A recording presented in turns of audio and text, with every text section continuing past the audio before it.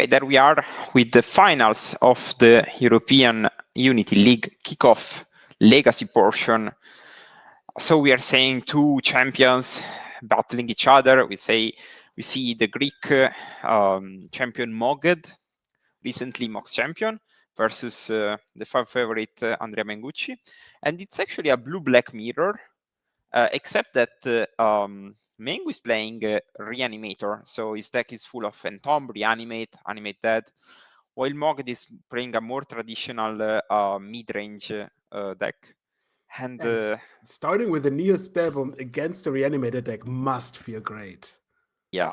Like, whenever you can play something so ahead of time that now you can take care of bettering your board state by playing creatures and putting the pressure on, that feels so good. And that is even in addition to all the dazes and Force of Wills and whatever you can assemble, right? But now, it's much easier because your worst case is so much more unlikely. Yeah, also differently from Modern, in this format, there are no instant speed reanimation cards, like at least in Mengucci's deck list. So you can't Nil Spellbomb is an hard permission card. Like you can't really surpass it without bouncing it or countering it. It's still funny to me that Barefoot Strix is a 2025 card. I don't mean to be a hater. I love myself a Barefoot Strix, but that card just doesn't stand the test of time in my eyes. Today actually played against Aluren that was playing also the other Strix, So it was a deck full of birds, and I wasn't playing any Bowmaster, so they were super difficult to deal with. But apparently here, it attacks for 1, it draws a card, and I mean, it's not really trading against an Archon or something like that, but it at least is something you can sacrifice in that case.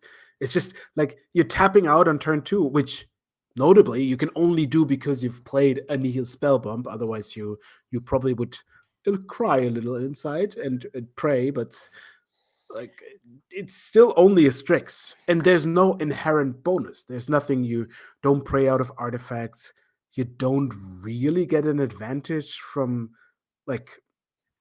it being a thing. You can Kaito it. Okay, so there we go. You could use it to play Kaito for 3 mana, which is definitely going to be a thing. Yeah, but also as boomer legacy players used to say, it pitches to force, so it's playable, But don't you have better spells nowadays that pitches to force? Because they print, as far as I'm aware of, a lot of blue cards each year, and some of them must be better than Barefoot Strix. But apparently, 100%. I think Strix would actually be fine in Modern right now. Probably, yeah. Isn't it? I know it's in Eternal Masters, right? It's not. Yeah, I would play that 100%. But isn't Strix just bad Psychic Frog in that sense? I guess it converts the value immediately.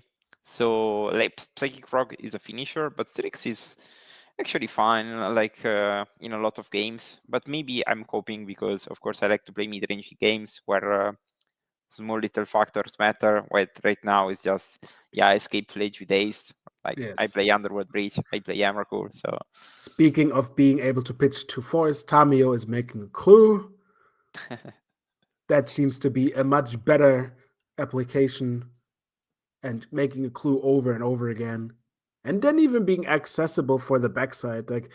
Part of Tamiyo, why she's also so good, is if you want to remove her, then you just brainstorm her into a planeswalker and your removal spell's blanked. You always have to be aware that your removal spell on a Tamiyo doesn't work, but you also don't want her to attack over and over again, making that clue, and then you lose the long game as well. So it's kind of a damned if you do, damned if you don't, and that all in just a 1 mana 0/3 creature. Yeah, Brainstorm is sick in this format, of course. And Magic. Mark that Regent for a 4/4. I love the Wasteland, which is kind of like a Surveil land insurance, but Brazen Borrower, look at that. Is that going to be enough? Andrea's definitely setting up a turn of reanimating something. And here you see the decision actually, as I've mentioned.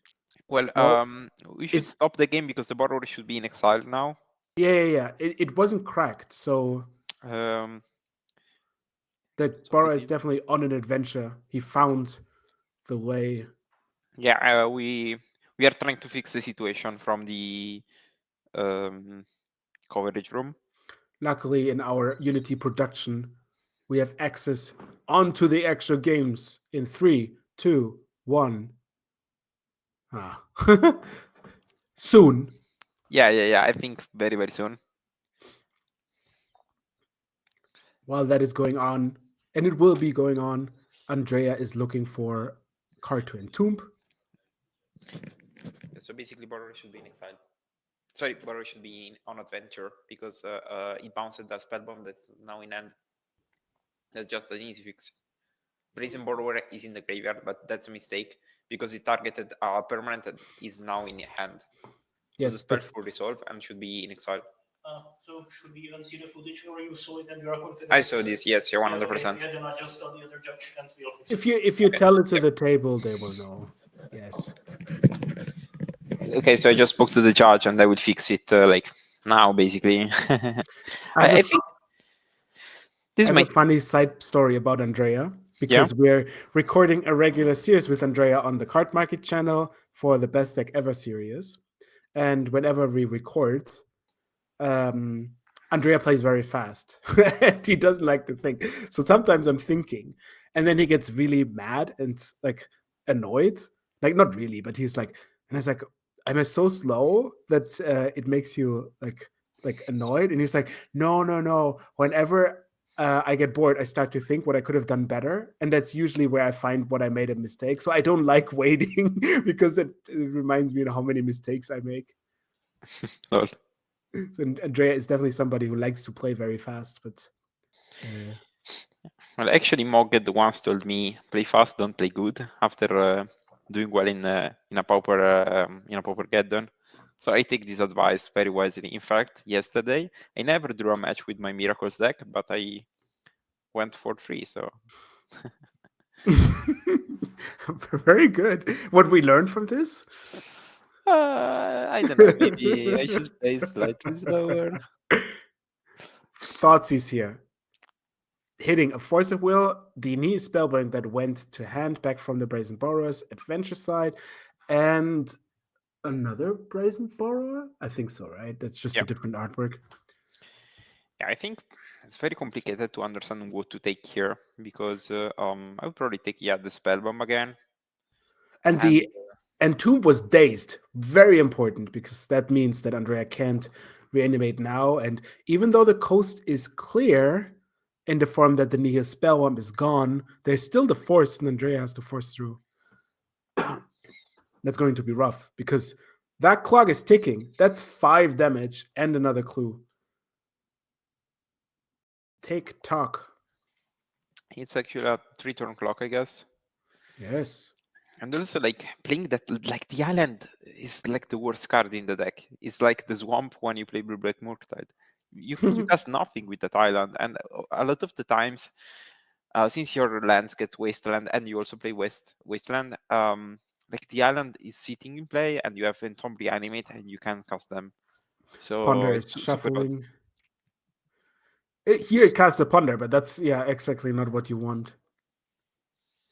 So Andrea needs to find step 1 and step 2 before making profit. He needs to find something to put into the graveyard and reanimate out, but actually he put his graveyard into his battlefield and the battlefield into his library, because that is a conceit of game 1, making Mogged 1 game away from being the Unity Legacy champion. Yesterday we had the Gaia's Cradle on the table to win. You see the little trophy on the middle? Yeah. That's for the winner. Yesterday we had the Library of Alexandria for the modern winner. And I think we can see the deck list of the both players. I know we saw that a lot of the times, but I think it's probably wise to make some sideboard configuration. One more time. Yeah, starting with Mengu. So Mengu I mean, those sideboards, to be honest, look very similar on their own. The only thing is really there's a Dowdy Voidwalker, which I assume from what you told me just goes in against any deck that wants to hate you. Yeah, basically versus every deck that plays island lands, you side in the mid-range plan, I think, because again, both games tend to be slower post board, and like both lands, I mean.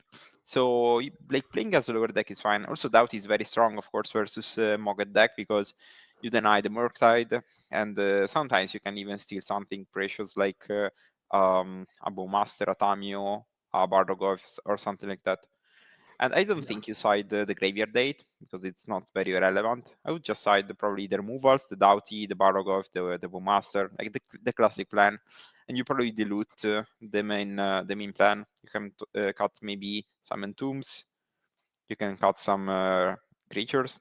You can even maybe cut the forces. I know, like back in Delver Mirrors, Force of Will is the worst card because, of course, this card is advantage, and there aren't cards that you really need to counter on the opponent side because you prefer to do 1-for-1 with what you have. So probably cutting some forces might be even the way. Let's take a look at Mogged's deck list now. Yeah, as you said, it's very, very similar. So I think, again, you would probably side in the Barrogoyf, knowing that Mengu is switching plans, and the removals, like the Go for the Throat. Maybe even the Grafdigger's Cage. I think they are kind of fine. This seems to be a matchup where Kaito must shine, right? I Because guess. you have some of your cheap creatures like Tamio, like Barefoot Strix, even Orcish Bowmasters that you can eventually sneak in because Andrea can't handle all of them. And then having an uncounterable Planeswalker with Hexproof, like that's a thing. Like it hits for 4, even bigger if you wanted to. It draws a card each turn. It's like you can't kill it. There's nothing that kills a creature, Planeswalker as a creature. It has Hexproof. So That's for sure. Though I'm worried about the card, like because since you trade a lot of resources in the early game, I think you probably want to stick a threat and let it in play. Because I think like I would be mad if I play Kite and my opponent just go and Tomb Reanimate, and then I die randomly. yeah, So I'm gonna say Kaito wins this game. I'm gonna say called it. you because I mean, how do you not win with a Kaito? Your opponent's deck gets slower. You board in more answers, meaning their plan is already getting more unlikely, and then you just play your 3-mana uncounterable hexproof planeswalker that draws a card every turn. Okay, we will see because they are just draw the starting hands. Yes. So let's move to the table.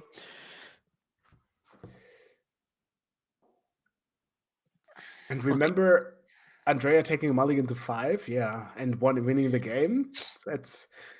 That was a thing to make to 8. Okay, Thoughts is here. Niels Bebon, Tamio, Brainstorm, Ponder, and a Daze. Pretty good. You get to take 1, but only 1. I guess I take the Tamio or the Right. Spellbomb maybe. It depends how much Mengu diluted the plan. Okay, takes the So Tamio. it's kind of like an appealing thing to take something that is unique, and obviously Brainstorm, Ponder, and even somewhat Daze fulfill the same thing of like doing something. But you don't want your opponent to start with the Tamio and then being able to Daze. And the Spellbomb is bad, but you at least gives you some time to do something, or even ignore it. So if you get Spellbombed, you have a Baragov that's 0-1, but it still doesn't die. That's very big. Like it's not just an answer. And even then, if it hits for 1 power, it still refuels the graveyard. Very, very strong. Yeah, also like Baragov checks both graveyards, right? So like Spellbomb is not great versus that, I think. Yeah, I think Good Baragov point. is quite the card you want to see in this matchup, probably.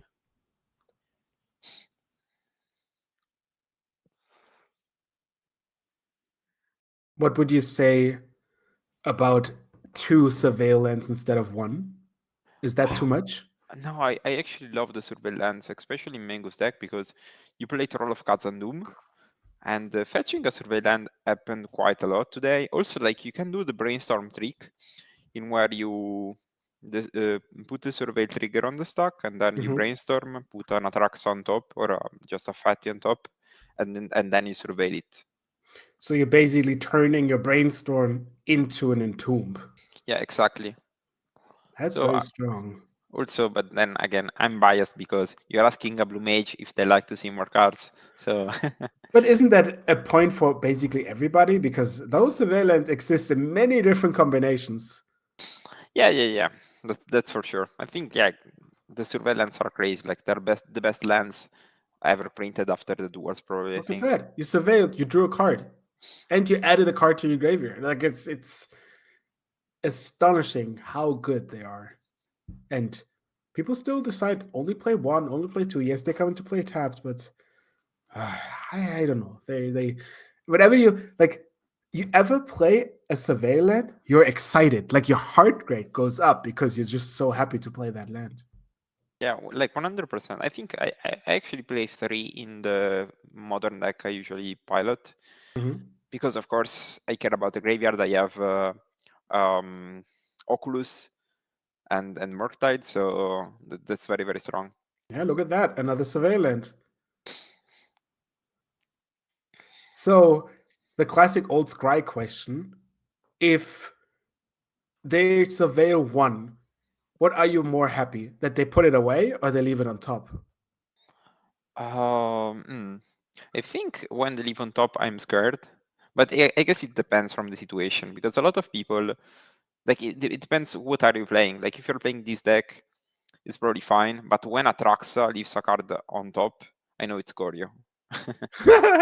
So I am just, come on, the demonic tutor draw step, And there's a 5/5 Murktide. And you said it's really hard to get rid of a Murktide. And that also counts for Mogged because there's 1 go for the throat. Good luck with that. Yeah, maybe some borrowers, but yeah, for sure is a problematic card. The beta Underground Sea showing off. Andrea loves his black bordered. Yeah, I think we all love Black Border, I think. I do like the white bordered mystery cards. So I Okay. don't know if that's a novelty, like because they don't exist white bordered, but I think they're somewhat pleasing. Like I wouldn't play a white bordered deck, but in the drafts, I enjoyed that those versions existed. Like a white bordered counterbalance just looks cool, I feel. Yeah, I remember when we drafted Mystery that I had the Karn that was white bordered. It was Yes. it was amazing.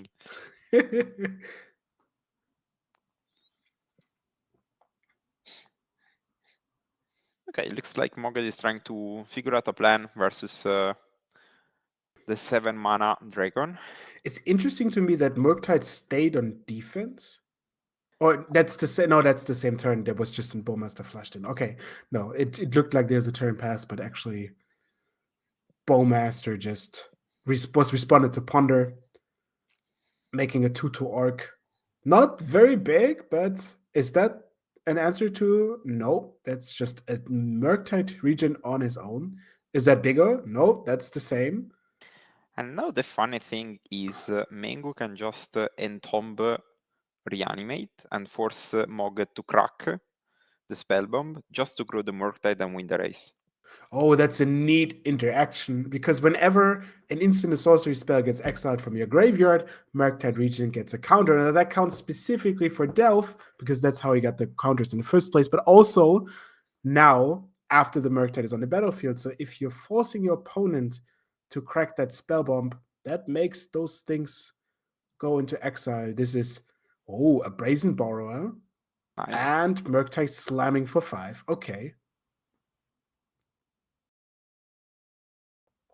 So that makes Murktide much, much worse because you already delved away your graveyard in order to play Murktide, but now you don't have a graveyard anymore. So you have a 7 mana, 3/3 flyer in your hand. A state of the game you should be fairly familiar with. Yeah, that depends a lot. Like, especially like Breach plays Aether Spellbomb, and they can loop it. So, fuck. I get It's that. I get that card. the difference between the best card on earth and the worst card possible is sometimes just a spell bump away from happening. Yeah, exactly. But even then, it still pitches to force, so it could be worse. Okay. Now that's the Tamio. Okay. Still pretty much under pressure from a 5/5 Murktide, but at least all the angles covered with a spell bump, with some Born Masters. Andreas can just really respond by playing Brainstorm because that is already a lightning bolt to its face and 3 counters. Oh, but that's Burgoyf. Yeah, we saw that. I think Mengu was holding it for a long time because, of course, he needs to respect the days that Mogged showed on turn 1. Yes. Seeing days in a Thoughtseize is pretty rough, right? Because like even though your opponent now knows, like it's kind of a blank. Like your opponent can just play around it. It costs them like somewhat of a turn, but if the spells line up well, it's hardly any cost, and you're still stuck with that days in hand. Yeah, let's say it's like a Spear of Resistance or like a Talia. Each spell costs 1 more for your opponent. Yeah, but it's not like this exactly because you're playing your spell still for your mana. Like you can cast a Ponder for 1, just not in the turn where you tap out. So it's much, much worse in that sense. Cameo makes a clue, draws the card. And this is a bit of a desperation mode because like you're facing an army of a 5/5 flyer and a 3/4 lifelink death touch thing that you can't really let you hit at all. I think like this weekend we saw especially in this tournament like the ability of Mengu of turning those mid-range battle into wins with those creatures. I think he's playing very very well and keen to what his opponent has. Like the Mulligan to 5 game was I think a masterclass. Yeah, if you have a chance, you can see all the VODs of this European Union League of Modern yesterday, and of course Legacy today. And you can also see Andrea's beautiful Mulligan to 5 in round 7. Spoiler alert, winning the last game, making it into top 8. Crazy. Can he here rebuttal, make it a 1-1, and then force a tiebreak for the last game? It looks like it. All out attack. Both of them are 9, but one of them has the advantage. It's a 2/3. Is it a 2/3? Ah, yeah, sorcery and land. So I hope that now we can see the Kaito you called before. No, Andrea, I think, does Andrea have a Kaito? No, but like on the back foot of Mogged's attack. I think in that sense, Kaito doesn't do much. I think it's fine because you can just stop the Murktide, right? Oh, You can just... that's a go for the ride. Look how beautiful he shows it for the camera and then into the board state. Tamio is getting exited out of this game. That will put a creature into the graveyard, which makes the Borogov 3/4 and therefore basically unkillable. But there's a neat little trick that can happen. If everything resolves, can Niha's Spellbook reduce? No, unfortunately, you add an artifact, but you remove a type, so that's still at 3/4 after everything is settled. There we see a Force of Negation, exiling, but also adding an instant. And now, what Mogged target is on graveyard. Ah, no, the Spellbomb exiles himself. Naturally, okay. But that would have worked without the Force of The Negation. Spellbound doesn't exile himself. You sacrifice, you put it in your graveyard, and then you resolve the trigger and exile the graveyard. But if Mogged targets Mengu's graveyard, then it doesn't work anymore. And an Entomb to add a type. Yes. But I meant you didn't need to cast. You didn't need to force the Go for the Throat. but you wanted to force it before, so your force of negation also gets removed. I think Very tight plays. maybe you force because you want the Tamillo. I'm not 100%. Yes. But as soon as you want the Tammy, you have to force before exiling your graveyard. Very, very smart. And now Entomb adds an Archon, and the Borogoth is a 4/5 creature. Yeah. There's a lot of combat for giant growths and anti-giant growths. Like, I give +3/+3. I give your creature -2/-2. I'll give it +3/+3. And then in the end, after all the dust is settled, it's a 4/5 and bigger than life. And now that Bowmaster is gone, and also I think Daisy is gone, the cantrips are finally unlocked, and you can use all your mana in an efficient way. Strix?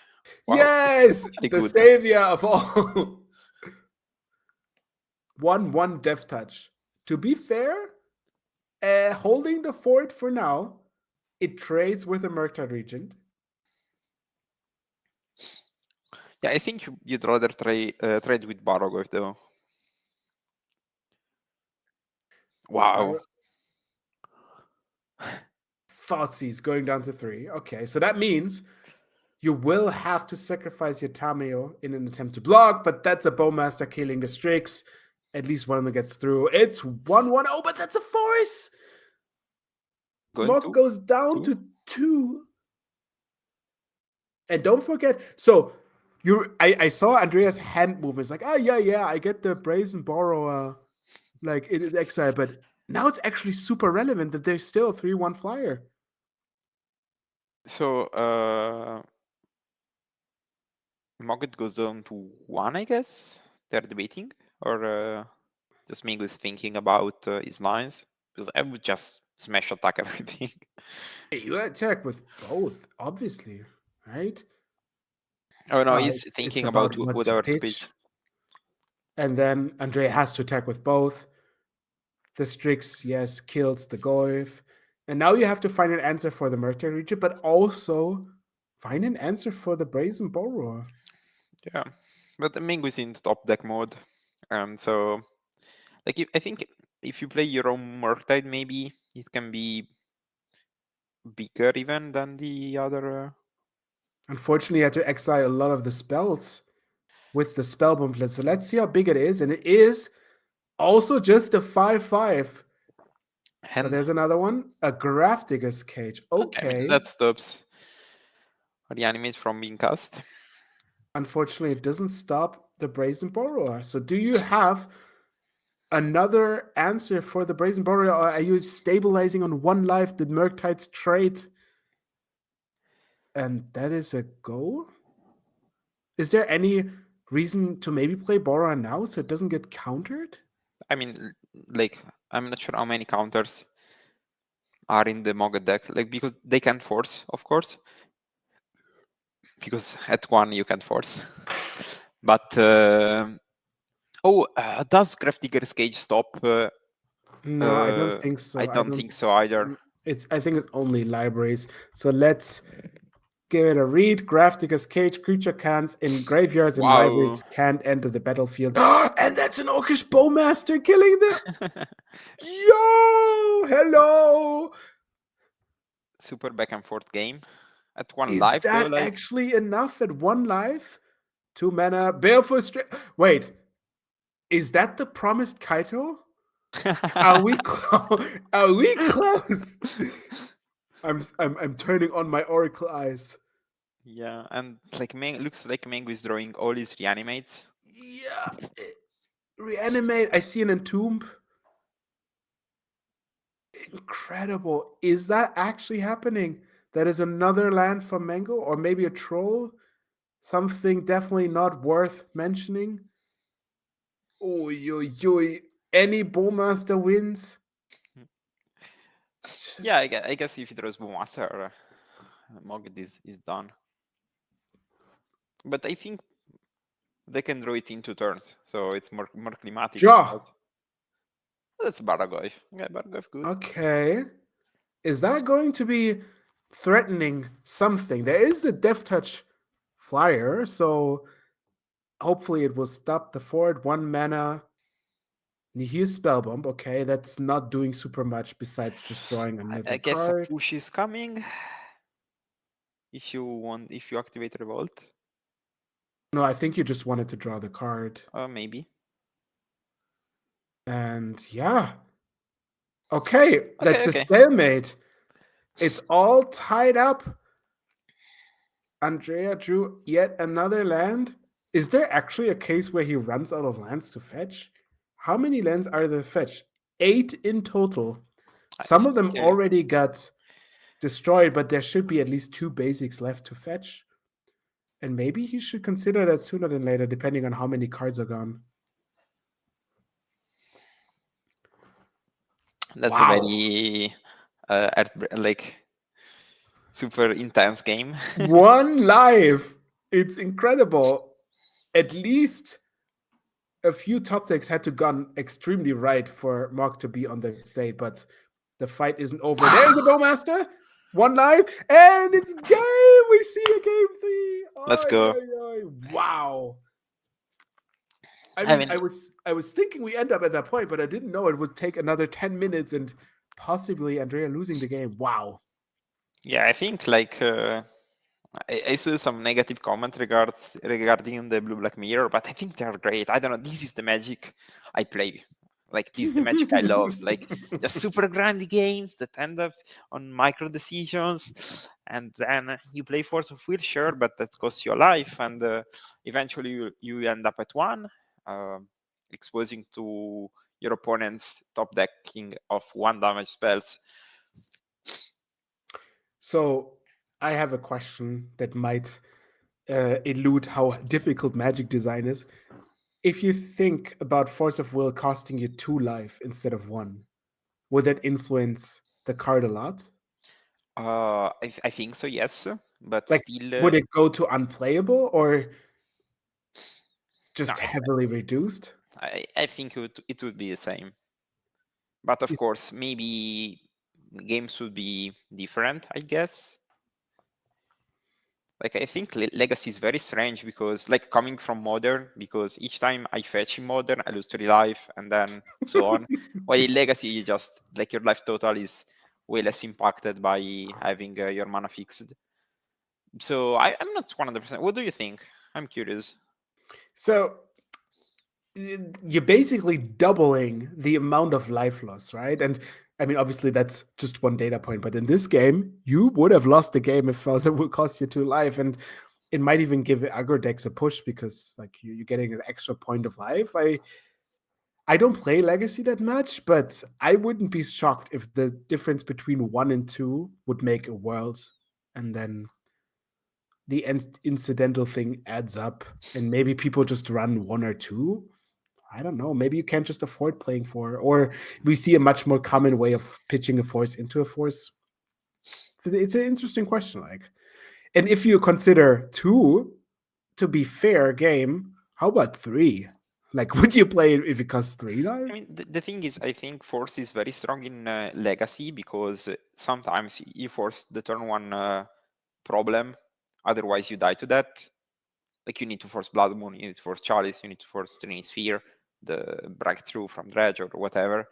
Oh wow, Andrea drew both of the Surveil lands. That is not good.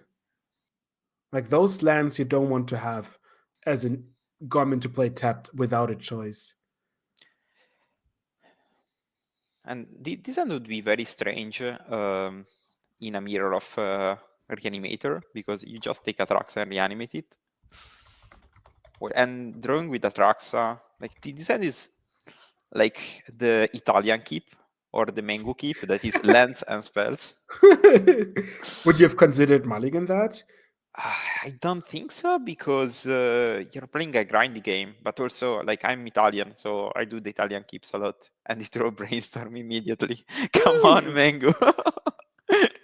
Like, I don't know about you, but if that's the promise that comes with the Italian keep, I wouldn't think twice about that either.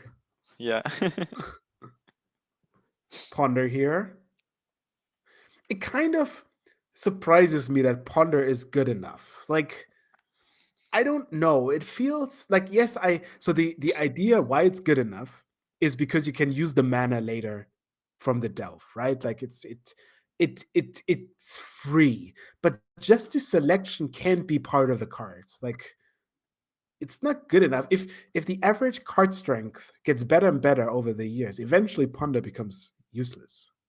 Yeah, like I heard Maybe that in a like lot. 10 years you get to see articles again. What like why you have to play Ponder, or what are the reasons to play Ponder?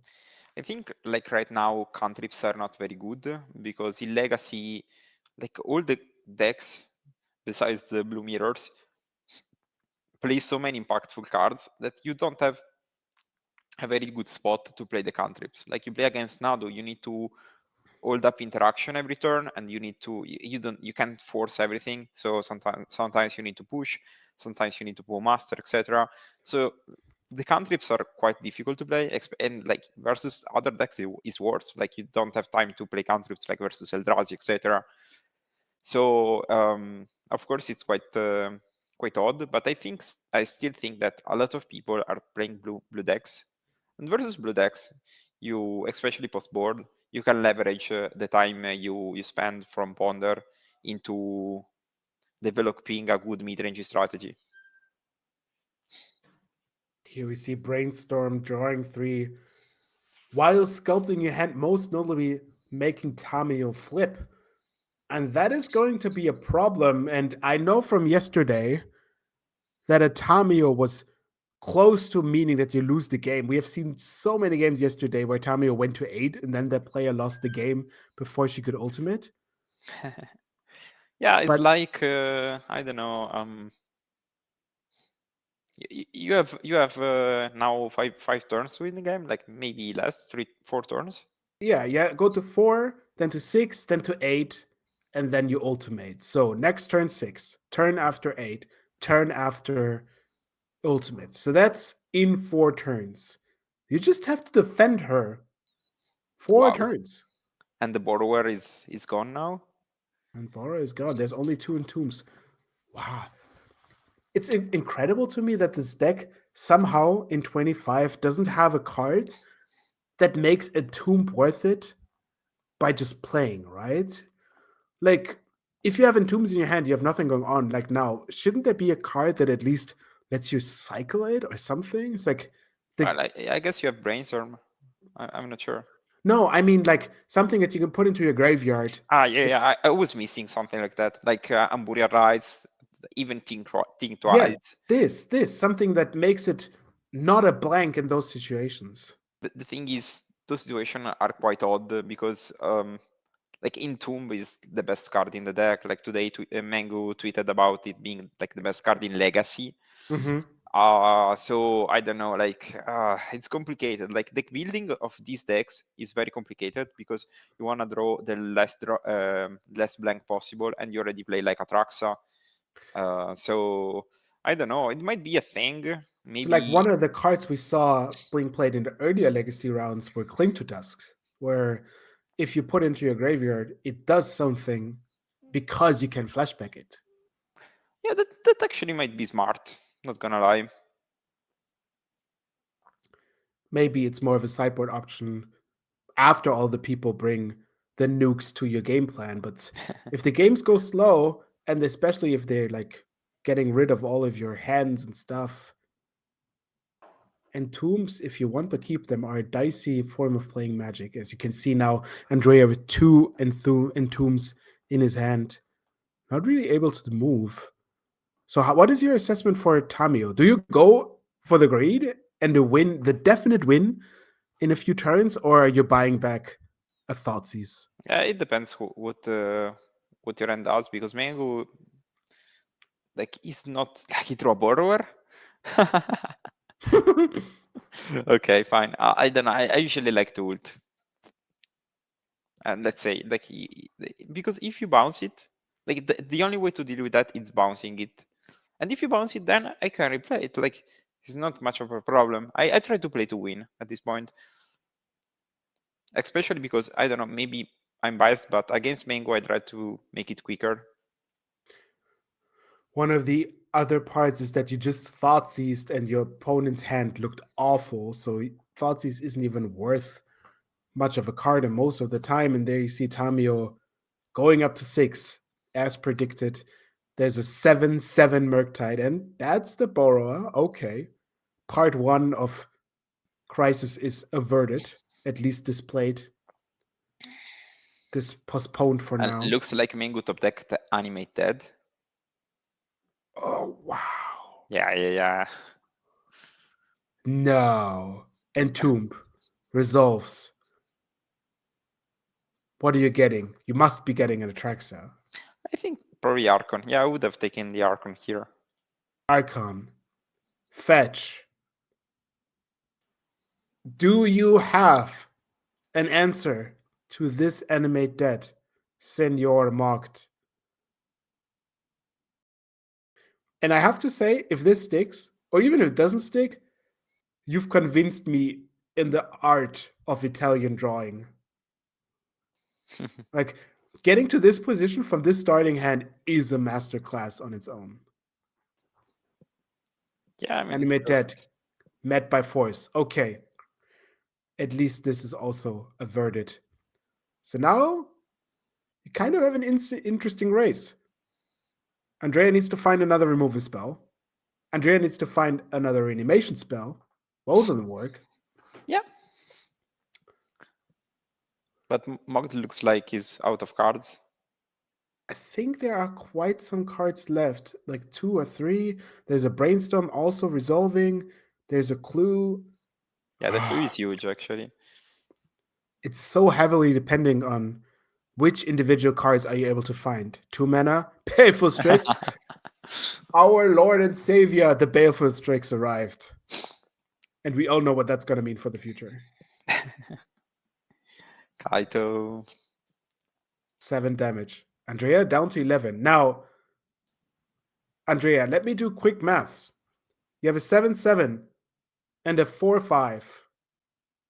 What does that equal to? Yeah, I think the fact that, yes, that borrower might buy him another turn.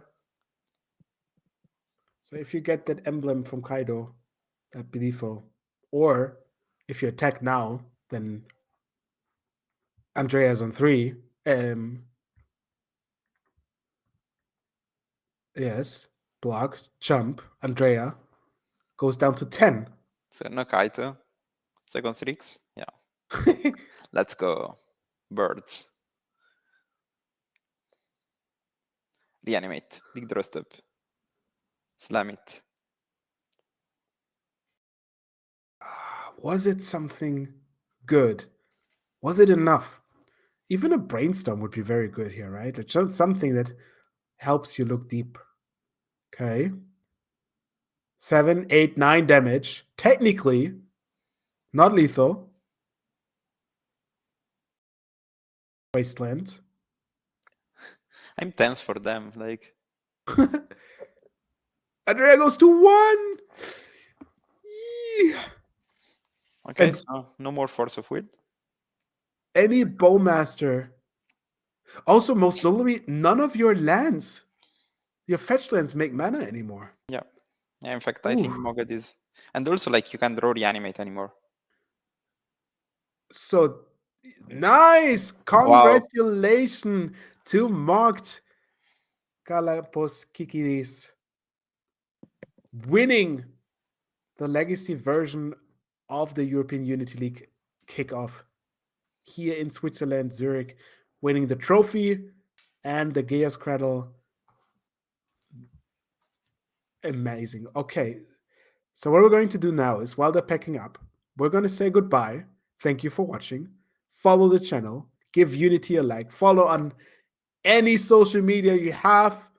Ask your local game store to implement Unity in your tournaments to give you points to end up playing at the event, the big event at the end of the season, the Nationals. And yeah, now, thank you, Andrea, for being here and commentating. Yeah, it was a pleasure.